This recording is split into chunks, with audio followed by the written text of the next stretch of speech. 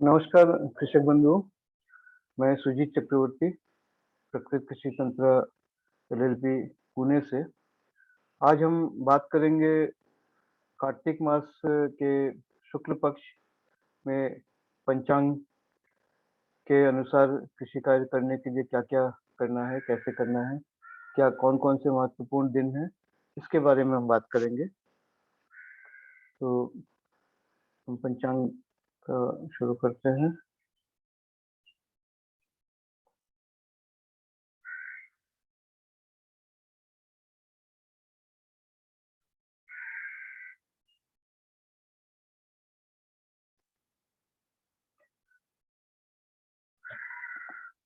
सबसे पहले हम ये बता दें कि कल से शुरू हो रहा है कार्तिक मास का शुक्ल पक्ष प्रथमा। आज रात में दिवाली है और हमारे भारतीय परंपरा के अनुसार दिवाली का दिन जो है वो वर्ष का व्यवसाय के लिए, व्यवसायियों के लिए फाइनेंशियल ईयर के रूप में कह सकते हैं कि पहला दिन होता है। जैसे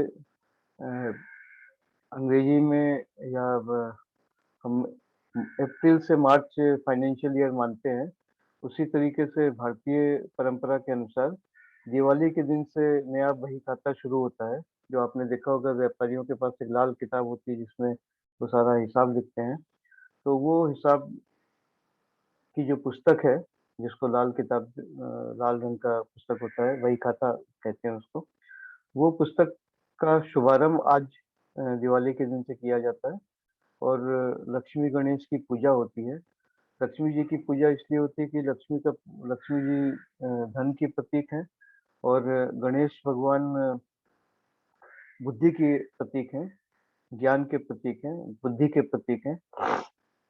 कोई भी व्यवसाय करने के लिए दो वस्तुओं की जरूरत होती है, एक तो बुद्धि चाहिए और साथ में धन चाहिए।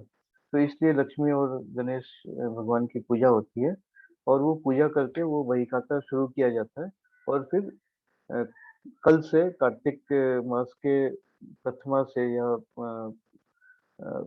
प्रतिपदा से फिर वो नया खाता में लिखना शुरू करते हैं। कल से जो व्यवसाय होता है वो शुरू करते हैं। तो ये है आज का दिवाली का महत्व।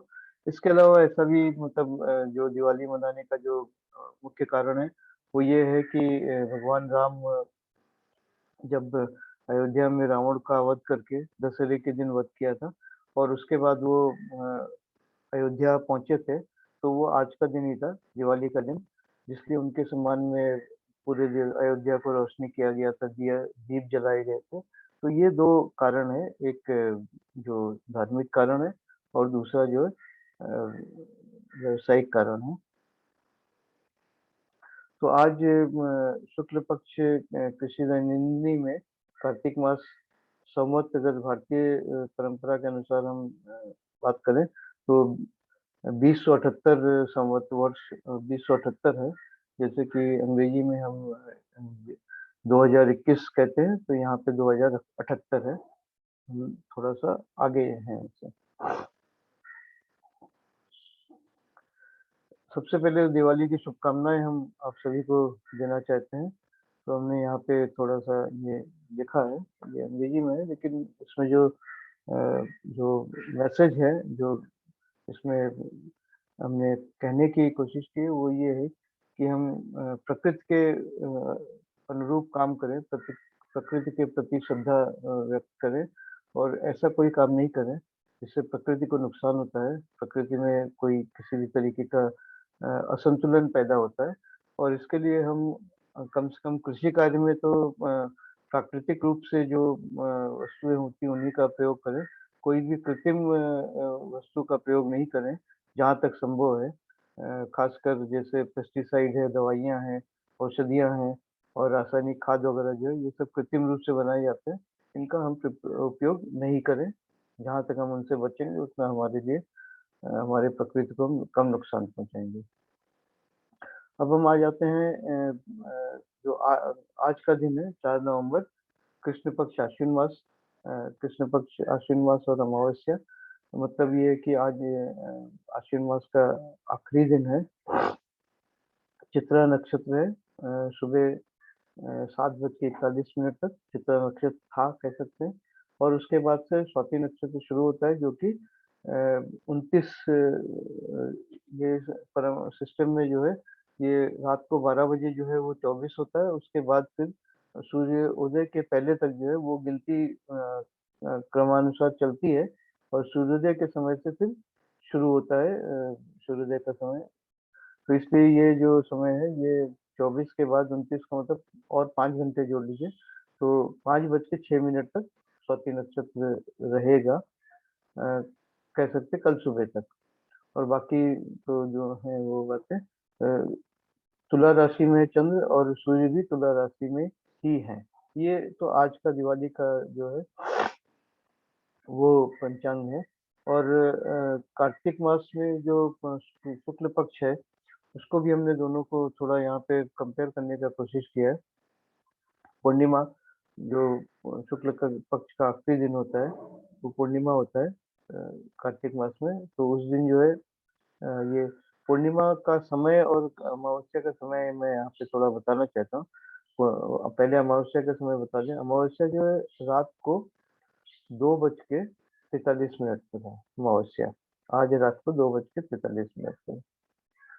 और पूर्णिमा जो है दोपहर में 2:26 पर है। कृतिका नक्षत्र रहेगा उस दिन, और ये रात को 4:27 तक रहेगा।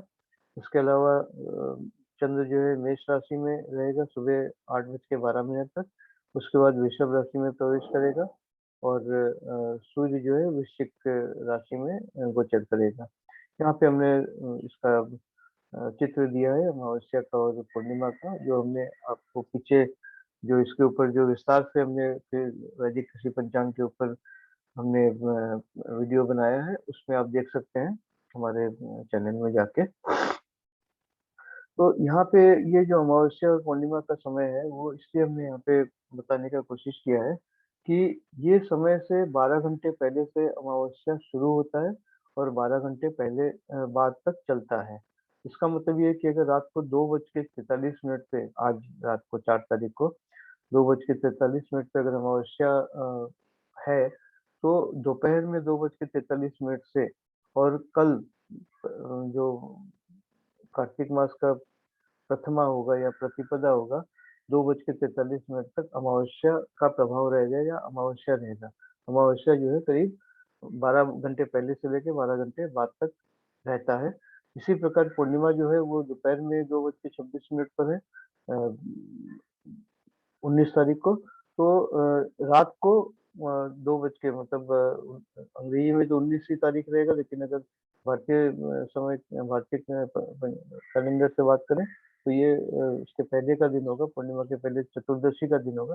चतुर्दशी को रात में 2:26 से लेके और अगले दिन रात को 2:26 तक, मतलब दोपहर में अगर है ये, इससे 12 घंटे पहले और इससे 12 घंटे बाद का जो समय है वो पूर्णिमा होता है। ये समय का क्या महत्व है, इसके बारे में हम थोड़ा सा संक्षेप में आगे बात करेंगे। तो कृषि दैनिक शुक्ल पक्ष प्रथम सप्ताह, कार्तिक मास के प्रथम सप्ताह में अगर हम तारीख के अनुसार बात करें, तो 5 नवंबर कल है। कल का जो पंचांग है, चंद्र का उदय अस्त है इस तरीके से, और राशि तुला राशि से वृश्चिक राशि में, और नक्षत्र विशाखा नक्षत्र, चंद्र जो है दक्षिणायन में होगा। और सूर्य इसी प्रकार सूर्योदय 6:37, अस्त 5:58, तुला राशि में गोचर कर रहा है, और स्वाति नक्षत्र में है सूर्य दक्षिणायन। और चंद्रताल की अगर बात करें, अब यहाँ पे ये चंद्रताल पुष्प ये जो है, ये सारी चीजें हमने पिछले पंचांग में बताई हुई है, पिछले वीडियो में। अगर वो वीडियो आप पहले देख लेंगे और फिर इसको आप समझेंगे, तो आसानी होगी। हम प्रत्येक पक्ष का जो है, प्रत्येक मास के शुक्ल पक्ष और कृष्ण पक्ष का एक दिन पहले, पक्ष शुरू होने के एक दिन पहले हम इस तरीके से वीडियो डालते रहेंगे। ये पहला वीडियो बना रहा हूँ मैं। चंद्रताल जो है लागू नहीं है, मतलब किसी भी तरीके का चंद्र का कोई ऐसा विशेष गोचर नहीं है, साधारण गोचर है। शुक्रवार का दिन रहेगा कल। और पुष्य वर्गीय, मतलब क्योंकि तुला राशि है तो इसलिए तुला राशि से वृश्चिक राशि में ये रात में परिवर्तित हो रहा है, इसलिए दिवस भर पुष्य वर्गीय है और कार्तिक मास का प्रतिपदा है। यहाँ पे 6 तारीख जो है, 6 नवंबर थोड़ा महत्वपूर्ण है, क्योंकि बाकी सभी तो उसी प्रकार है, उदय अस्त और वगैरह राशि और नक्षत्र का गोचर। परंतु चंद्रताल में अगर हम देखें तो पृथ्वी चंद्र की निकटतम दूरी है रात्रि 3:53 पे, और केतु जो है वो 9:08 पर आता है। तो यहाँ पे हमने उसका चित्र दिया है कि जब निकटतम दूरी होती है या अधिकतम दूरी होती है, निकटतम दूरी में चंद्र जो है वो बड़ा दिखता है, समीप होता है, उसकी चमक ज्यादा होती है, चांदनी ज्यादा होती है, और इस कारण जो उसका प्रभाव है वो सामान्य से अधिक होता है। और इसी प्रकार केतु का जो है वो हमने इसके बारे में चित्र बाद में आखिर में भी दिया है। केतु के समय में जो चंद्र का प्रभाव है वो शून्य हो जाता है। तो यहाँ पे ये जो समय हमने दिया है, ये दो समय का महत्व इसलिए है क्योंकि इस समय में भी 4 घंटे से पहले से 4 घंटे बाद तक इसका प्रभाव रहता है। मतलब ये चंद्र जैसे-जैसे पृथ्वी के निकटतम दूरी बिंदु की तरफ अग्रसर होता है, अ, तो वो प्रभाव 4 घंटे पहले से शुरू होता है, धीमे-धीमे बढ़ता है, और जब उस बिंदु पर पहुँचता है तो उसका प्रभाव अधिक हो जाता है। अगर हम निकटतम दूरी की बात करें, अत्यधिक हो जाता है सामान्य से। और जब फिर से वो आगे बढ़ता है तो धीमे-धीमे 4 घंटे, अगले 4 घंटे में वो कम होते-होते फिर सामान्य हो जाता है। और इसी प्रकार केतु के लिए भी जो ये बिंदु है, केतु जिस समय में है 9:08, उससे 4 घंटे पहले से इसका प्रभाव कम होना शुरू हो जाता है। इस समय इस बिंदु पर होता है, केतु के बिंदु पर होता है, और शून्य हो जाता है चंद्र का प्रभाव, और फिर धीमे-धीमे अगले 4 घंटे में बढ़ते-बढ़ते सामान्य हो जाता है। तो ये 2 समय जो है, ये 2 काल जो है चंद्र के, वो कल परसों 6 नवंबर को ये है, और इसके कारण ये जो समय है, इस समय में क्या करना चाहिए, क्या नहीं करना चाहिए, वो हमने विस्तृत पंचांग में दिया हुआ है। वो आप पहले के वीडियो में देख सकते हैं। इसी प्रकार शुक्ल पक्ष के प्रथम सप्ताह में फिर आगे 7 नवंबर आता है, 8 नवंबर आता है और 9 नवंबर आता है। बाकी सभी सामान्य है। चंद्रताल जो है उसमें कोई विशेष स्थिति नहीं है, तो इसलिए हम इसके ऊपर विस्तार में बात नहीं कर रहे हैं। इसके बाद प्रथम सप्ताह में 10 और 11 तारीख है, और 10 और 11 तारीख में अगर हम बात करें तो चंद्र जो है यहाँ पर अगर हम देखें तो 8 तारीख तक चंद्र दक्षिणायन में था, और 9 तारीख से उत्तरायण में आ गया है। तो उत्तरायण में क्या होता है और दक्षिणायन में क्या होता है, चंद्र का उत्तरायण और दक्षिणायन का जो गति है वो किस तरीके से, इसके बारे में हमने विस्तार में बताया है। लेकिन यहाँ पे हमने ये दिखाने के लिए ध्यान देने के लिए इस चित्र को लिया है, और जो राशियों के द्वारा जो गोचर होता है चंद्र का, उसके बारे में भी हमने यहाँ पे वो बताया है। लेकिन जो विस्तार में हमने वीडियो डाला हुआ है उसको आप देखिए। इसके बाद द्वितीय सप्ताह शुरू होता है 12 तारीख से, 12, 13, 14 नवंबर को। ऐसा कोई विशेष चंद्र का कोई स्थिति नहीं है, साधारण स्थिति है, सामान्य स्थिति है। उदयास्त के समय वगैरह यहाँ पे हमने दिया हुआ है।